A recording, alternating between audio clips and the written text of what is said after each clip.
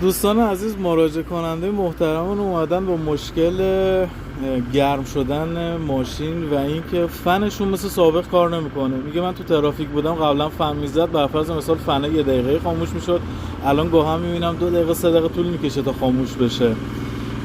وضعیت رادیات ماشین، لوله های ماشین، ترموستات ماشین، همه چی چک شده و هیچ کدوم از این موارد مشکلی نداره. ضد یخ ضد جوشش اوکیه و هیچ هواگیری هم نیاز نداره. عیب ظاهری نیست به جز یه صدای ریزی که این طرف موقع کار کردم که ایشون فکر می‌کردن مشکل مربوط به هرزگرداست، در صورتی که این مربوط به واتر پمپه.